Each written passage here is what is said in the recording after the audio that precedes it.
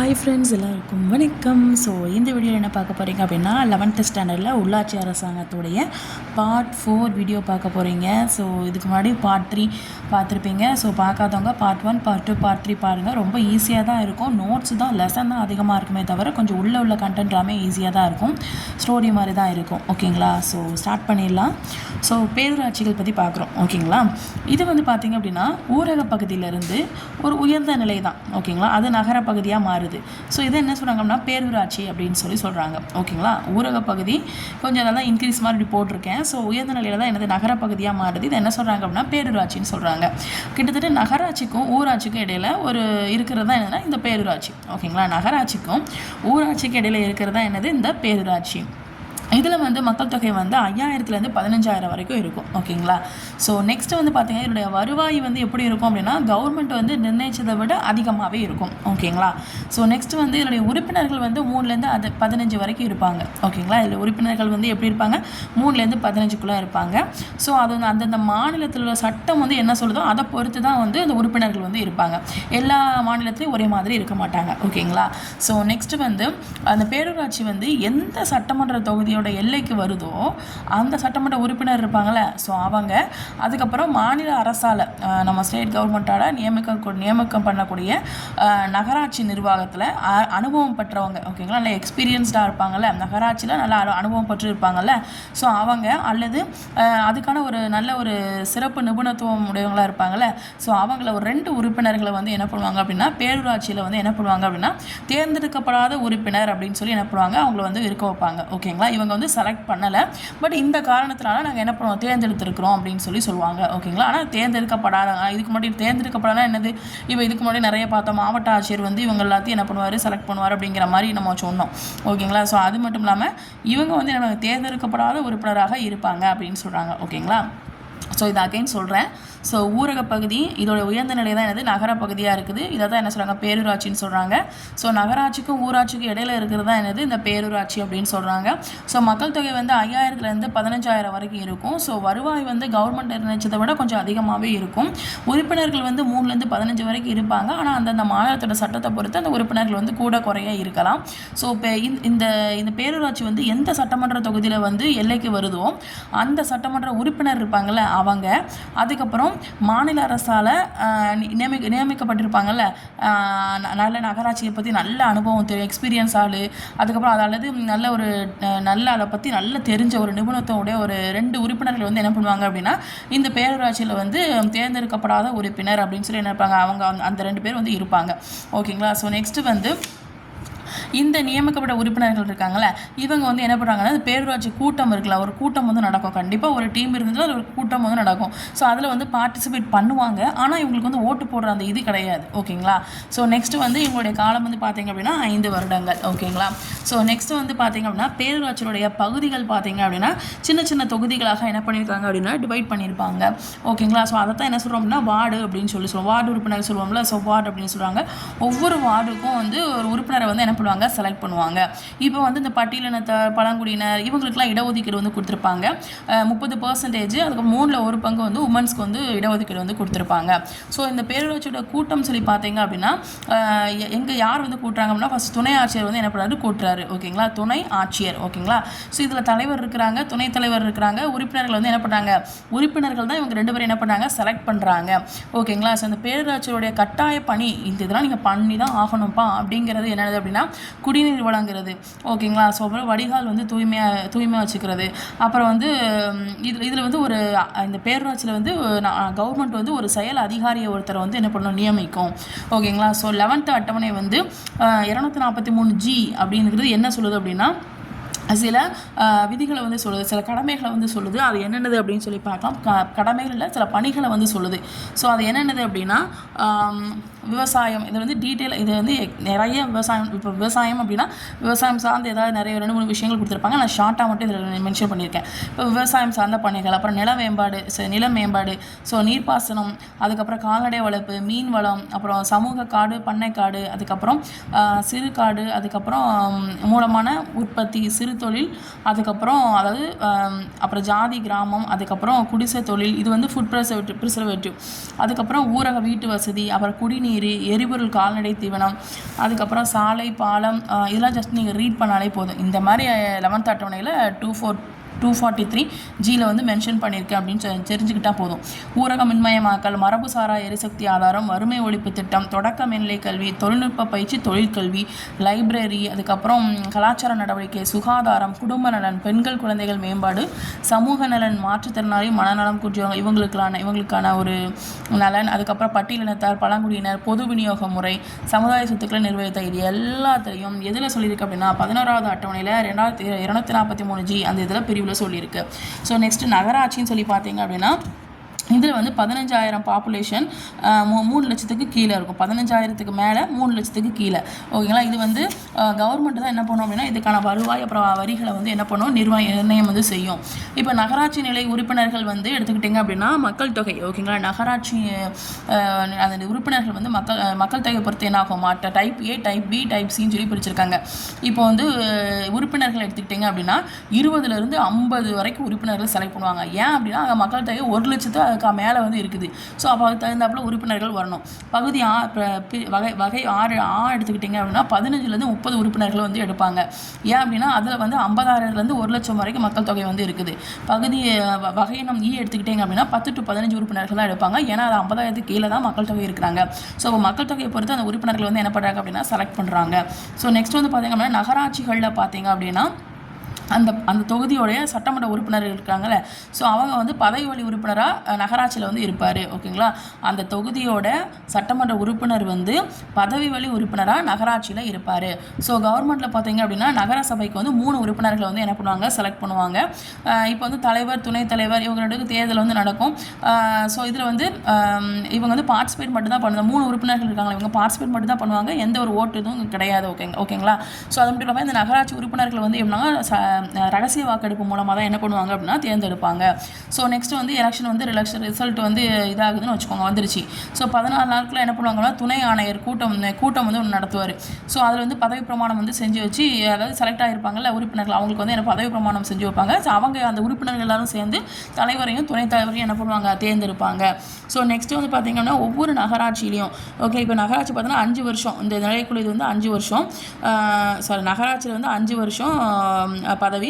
So இந்த நிலைக்குழு எடுத்துக்கிட்டிங்க அப்படின்னா 2.5 வருஷம் பதவியில் இருப்பாங்க. ஸோ அதுக்கப்புறம் இதில் தலைவர், துணைத் தலைவர் இதெல்லாமே இருக்கிறாங்க. அதாவது இதுக்கு முன்னாடி பார்த்தீங்களா இதில் வந்து டைப் ஏல பார்த்தீங்கன்னா 4 உறுப்பினர்கள் இருப்பாங்க. டைப் பியில் பார்த்தீங்கன்னா 2 உறுப்பினர்கள் வந்து இருப்பாங்க. ஸோ உறுப்பினர்கள் வந்து தங்களுக்குள்ளே என்ன பண்ணுவாங்க தலைவரையும் துணைத் தலைவரையும் என்ன பண்ணுவாங்க தேர்ந்தெடுப்பாங்க. இது வந்து எந்தில் அப்படின்னா நிலைக்குழுவில். ஓகேங்களா. ஸோ நெக்ஸ்ட் வந்து என்னென்னா நகர சபை இயர்லி வந்து ஒன்ஸ் வந்து கூடும். இதில் தலைவர், துணைத் தலைவர் வந்து இருப்பாங்க.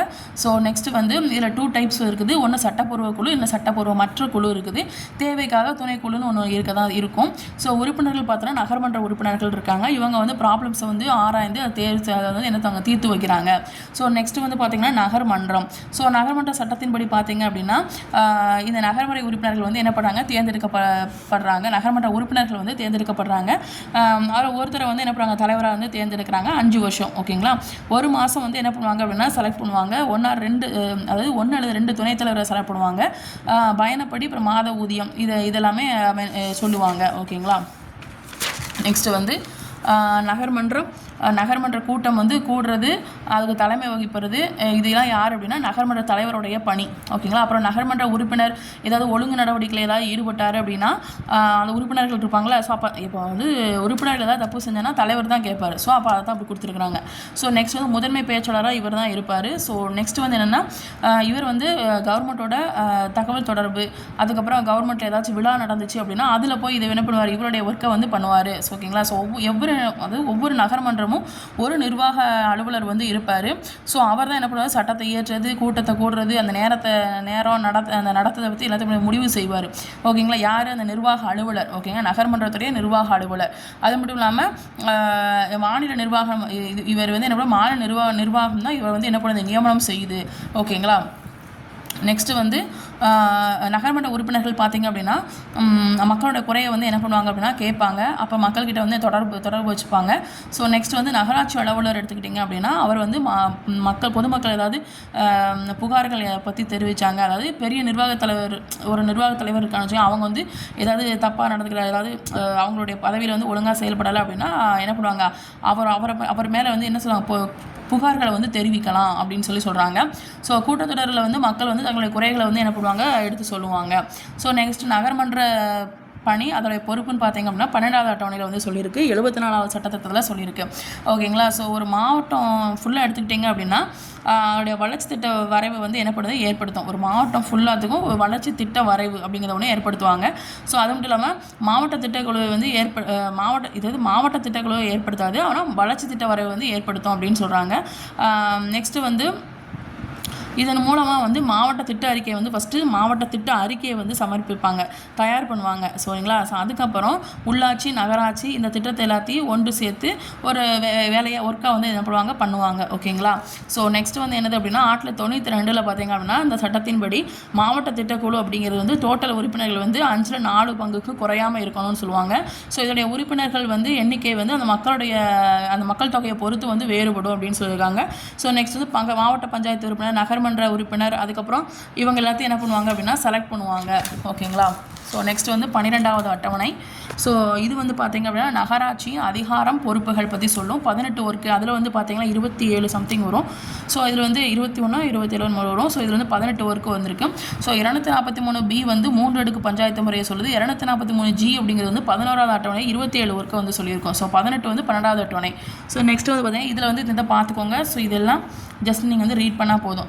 நகர திட்டங்கள், அப்புறம் வடிவமைக்கிறது, கட்டடங்களை கட்டுறது, நிலம் ஒழுங்கு, அதுக்கப்புறம் பொருளாதார சமூக மேம்பாட்டு, அப்புறம் சாலை பாலம் அமைக்கிறது, குடிநீர் விநியோகம், பொது சுகாதாரம், தீயணைப்பு, அப்புறம் நகர்ப்புற காடு, சுற்றுச்சூழல், நலிவடைந்தோர் ஊனமுற்றோருக்கு, மனநிலை குன்றியோருக்கு பாதுகாப்பு, நகர்ப்புற வறுமை ஒழிப்பு, அப்புறம் பூங்கா, தோட்டம், மைதானம், அப்புறம் கல்வி கலாச்சாரத்தை ஊக்குவிக்கிறது, இடுகாடு சுடுகாடுலாம் பராமரிக்கிறது, கால்நடை, அப்புறம் குடிநீர், இந்த மாதிரி விஷயங்களுக்காக. நெக்ஸ்ட் வந்து பிறப்பு இறப்பு புள்ளி விவரம், bus stop, bathroom, road, street light, இந்த மாதிரி வசதி, அதுக்கப்புறம் தோல் பதனிடுறது, விதைக்கூடம், இந்த மாதிரி இதெல்லாம் ஒழுங்குபடுத்துறது எல்லாமே இந்த 12வது அட்டவணையில் என்ன பண்ணியிருக்கோம், மென்ஷன் பண்ணியிருக்கோம். ஓகேங்களா. நெக்ஸ்ட் வந்து பார்த்திங்க அப்படின்னா மாநகராட்சி. ஓகேங்களா. ஸோ வந்து இந்தியாவில் பார்த்திங்க அப்படின்னா நகர உள்ளாட்சி அமைப்புடைய உச்ச அமைப்பு தான் என்னது அப்படின்னா மாநகராட்சி அப்படின்னு சொல்கிறாங்க. நகர உள்ளாட்சி அமைப்புடைய உச்ச அமைப்பு தான் என்னது உங்களுக்கு வந்து மாநகராட்சி. ஓகேங்களா. ஸோ நெக்ஸ்ட் வந்து என்னென்னா இப்போ பாராளுமன்ற சட்டம். ஓகேங்களா. ஸோ அந்த சட்டத்து மூலமாக மாநில சட்டமன்றம், அதுக்கப்புறம் யூனியன் பிரதேசோடைய சட்டம், இதன் மூலமாக பெரிய நகரங்கள்லாம் என்ன பண்ணுதுன்னா நிறுவப்படுது. ஓகேங்களா. அதாவது பாராளுமன்றம், அப்புறம் மாநில சட்டமன்றம், யூனியன் பிரதேசத்தின் சட்டம், இது மூலமாக ஒரு பெரிய நகரங்கள்லாம் என்ன பண்ணுவாங்க, நிறுவப்படுவாங்க. ஸோ நெக்ஸ்ட் வந்து ஸ்டார்டிங்கில் பார்த்திங்க அப்படின்னா மாநகராட்சி அப்படிங்கிறது மும்பை, சென்னை, கொல்கத்தா இந்த ஃபஸ்ட்டு ஸ்டார்டிங்கில் இதை தான் உருவாக்குனாங்க. ஸோ நெக்ஸ்ட் வந்து பார்த்திங்க அப்படின்னா மாநகராட்சி மன்றம், அப்புறம் நிலைக்குழு, இதோடைய பணிகள் பார்த்திங்க அப்படின்னா துணையிலிருந்து மாநகராட்சி வரைக்கும் வந்து இதில் வந்து இருக்கும் அப்படின்னு சொல்கிறாங்க. துணையிலேருந்து மாநகராட்சி வரைக்கும் இருக்கும் அப்படின்னு சொல்கிறாங்க. இதுக்கு ஒரு தலைமை நிர்வாகி வந்து இருப்பார். ஸோ இவர் தான் என்ன பண்ண ஆணையர் அப்படின்னு சொல்கிறாங்க. ஸோ இவருடைய இயற்றப்படும் கொள்கை வந்து இவர் இயற்றிய அந்த கொள்கைகள் வந்து இங்கே இவர் வந்து செயல்படுத்துவார். அதாவது மாநகராட்சி மன்றமும் நிலைக்குழும் ஒரு உறுப்பினர்கள் இவங்களாம் இருப்பாங்களா, இவங்க ஏற்றப்படக்கூடிய கொள்கைகள் ஏதாச்சும் கொள்கைகள்லாம் சொல்கிறாங்கன்னு வச்சுக்கோங்க, அதை செயல்படுத்துறது யாருன்னா இந்த தலைமை நிர்வாகி. ஓகேங்களா. ஸோ நெக்ஸ்ட் வந்து இதில் விவாதிக்கும் அமைப்பு, செயலாக்கும் அமைப்பு அப்படிங்கிறது வந்து இருக்குன்னு சொல்கிறாங்க. ஸோ அதாவது இந்த மாநகராட்சி மன்றம் வந்து ஒரு விவாதிக்கும் அமைப்பு, செயலாக்கும் அமைப்பு அப்படின்னு சொல்கிறாங்க. ஸோ நெக்ஸ்ட் வந்து பார்த்திங்கன்னா இந்தியாவில் இருக்கக்கூடிய மாநகராட்சியும் மும்பையில் இருக்கிற மாநகராட்சியும் ரெண்டுமே சேம் அப்படின்னு சொல்கிறாங்க. 5 years பதவின்னு சொல்கிறாங்க. பதவி காலம் வந்து 5 years. அதுக்கப்புறம் 74வது சட்டத்திருத்தம் வந்து என்ன பண்ணுன்னா வார்டு குழுக்களை வந்து என்ன பண்ணும், ஏற்படுத்தும். ஓகேங்களா. ஸோ நெக்ஸ்ட் வந்து பார்த்திங்கன்னா மாநகராட்சியில் 1 அல்லது அதுக்கு மேற்பட்ட வார்டுகளுக்கு வந்து என்ன பண்ணுவாங்க அப்படின்னா அவள் வந்து பொறுப்பாக இருக்கும் அப்படின்னு சொல்கிறாங்க. இதுக்கான தலைவர் வந்து ஓராண்டுக்கு வந்து செலக்ட் பண்ணுவாங்க. ஸோ இதில் வந்து என்னது அஸ்விஷா சொன்ன மாதிரி தான் உறுப்பினர்கள் வந்து குடிநீர் விநியோகம், துப்புரவு, சாக்கடை, தினக்கழிவு, இந்த மாதிரி விஷயங்கள்லாம் இவங்க பார்த்துக்கிடுவாங்க. உறுப்பினர்கள் வந்து குழு வந்து ஒரு 3 to 5 வரைக்கும் இருப்பாங்க. ஓகேங்களா. அந்த உறுப்பினர்கள். நெக்ஸ்ட் வந்து மாநகராட்சி எடுத்துக்கிட்டிங்க அப்படின்னா நிலைக்குழுவில் வந்து மேயர் இருப்பார், துணை மேயர் இருப்பாங்க, வார்டு உறுப்பினர்கள் இருப்பாங்க, இவங்கெல்லாம் இடம் பெற்றிருப்பாங்க இதில் இந்த மாநகராட்சியில் நிலைக்குழுவில். ஸோ மன்ற உறுப்பினர்கள் பார்த்திங்கன்னா தங்களுக்குள்ள ஒரு துணை மேயரை வந்து என்ன பண்ணுவாங்க, செலக்ட் பண்ணுவாங்க. ஸோ வந்து மேயர் நிலைக்குழுவோட தலைவர் அப்படின்னு சொல்லி அவங்க சொல்லுவாங்க. ஸோ நிலைக்குழு பார்த்திங்கன்னா ஒரு வருஷம் அவங்களுடைய பதவி. 74வது திருத்தப்படி பார்த்திங்க அப்படின்னா நிதி ஆதாரத்தை வந்து என்ன பண்ணுவாங்க அப்படின்னா மாநகராட்சிக்கு வந்து கொடுத்துருவாங்க. 74வது திருத்தம் வந்து என்ன சொல்லுது அப்படின்னா நிதி ஆதாரத்தை வந்து யார்கிட்ட கொடுத்துருவாங்க, மாநகராட்சிகிட்ட கொடுத்துருவாங்க. ஸோ நெக்ஸ்ட்டு வந்து இந்தியன் கான்ஸ்டியூஷன் 12th அட்டவணையில் என்ன சொல்கிறாங்கன்னா மாநகராட்சியுடைய 18 பணி சொல்லி இதுக்கு முன்னாடி பார்த்தோம்னா அதை பட்டியலிட்டு சொல்லியிருப்பாங்க. 73வது மாதிரியே 74வது சட்டத்திலையும் நகர திட்டமிடலுக்கு ஒரு குழு வந்து என்ன பண்ணுதுன்னா உருவாக்கப்பட்டுச்சு அப்படின்னு சொல்கிறாங்க. ஸோ நகராட்சி பார்த்திங்க அப்படின்னா உறுப்பினர்கள் அதுக்கப்புறம் பெருநகர எல்லைக்குள் உள்ள பஞ்சாயத்து தலைவருடைய மொத்த எண்ணிக்கையில் 2/3 பங்கு குறையாமல் இவங்க வந்து என்ன பண்ணுவாங்க, அந்த உறுப்பினரை வந்து செலக்ட் பண்ணுவாங்க. ஓகேங்களா, அந்த உறுப்பினரை வந்து 2/3 இது வந்து 3/2 பங்கு தானே ஒரு இதுதான் எனக்கு அப்படி போட்டுருந்துச்சு. பட் எனக்கு தெரியல, பட் 2/3 பங்கு இருந்துச்சுன்னு சொல்லி நான் போட்டுனாங்க. அதை பற்றி அப்படியே மென்ஷன் பண்ணிட்டேன். ஓகேங்களா, ஸோ எல்லா மாநகராட்சியிலையும் மேயர், துணை மேயர் இவங்கெல்லாம் இருப்பாங்க. சில மாநிலத்தில் வந்து மக்கள் வந்து என்ன பண்ணுவாங்க அப்படின்னா அந்த மக்கள் வந்து இந்த மேயரை வந்து செலக்ட் பண்ணுவாங்க. அந்த மன்ற கூட்டத்தோட தலைவர்கள் அவங்க வந்து மேயர் வந்து செலக்ட் பண்ணுவாங்க. அப்படி மக்கள் வந்து மேயரை வந்து செலக்ட் பண்ணுவாங்க, அவ்வளோதான். ஓகேங்களா, ஸோ நெக்ஸ்ட் வந்து பார்த்திங்க அப்படின்னா மன்ற கூட்டம் பார்த்திங்க அப்படின்னா இப்போ வந்து சமமான வாக்கு இருக்குதுன்னு வச்சுக்கோங்க. இப்போ கூட்டம் நடக்குது, ஓட்டு போடுறாங்க, எல்லாருக்கும் எல்லாம் ஈக்குவலாக இருக்குது அப்படின்னா மேயர் வந்து ஒரு தீர்மான வாக்குன்னு ஒன்று வந்து கொடுப்பாரு. ஸோ அவங்க என்ன சொல்கிறாங்களோ அதுதான் முடிவு. ஓகேங்களா, ஸோ மாநகராட்சியில் ஆணையர் பார்த்திங்க அப்படின்னா இவர் வந்து மாநகராட்சியுடைய தலைமை நிர்வாகி அப்படின்னு சொல்கிறாங்க. இந்திய நிர்வாக பணியை சேர்ந்தவர். அதாவது இதில் யார் இருப்பா அப்படின்னா இந்திய நிர்வாக பணியை சேர்ந்த, அதாவது IAS வந்து இருப்பாங்க. ஸோ இப்போ வந்து இந்த மாநகராட்சி, அதாவது மாநகராட்சியோட ஆணையர் வந்து நிர்வகிக்கும் அதிகாரம் வந்து மாநில அரசு வந்து கொடுக்கறதுனால இது வந்து ஒரு பெரிய சர்ச்சையாக இருக்குது அப்படின்னு சொல்கிறாங்க. ஸோ பதவி வந்து 3 வருஷம். மாநகராட்சி சட்டத்தை நடைமுறைப்படுத்துவதுடைய அரசுடைய முழு அதிகாரம் வந்து இந்த ஆணையருக்கு வந்து இருக்குது அப்படின்னு சொல்கிறாங்க. ஸோ இது வந்து பார்ட் 5 வீடியோவில் வந்து உங்களுக்கு வரும். ஸோ பார்ட் 5ஓட மேக்ஸிமம் முடிஞ்சிடும். ஓகேங்களா, ஓகே பாய். மறக்காமல் லைக் அண்ட் சப்ஸ்கிரைப் பண்ணுங்கள். புதுசாக பார்க்குறவங்க சப்ஸ்கிரைப் பண்ணுங்கள், கமெண்ட்ஸ் பண்ணுங்கள். ஓகேங்களா, உங்களோட கமெண்ட்ஸ் தான் அடுத்த வீடியோ வேணுமா வேண்டாமாங்கிற மாதிரி இருக்கும். ஓகேங்களா, பாய், தேங்க்யூ.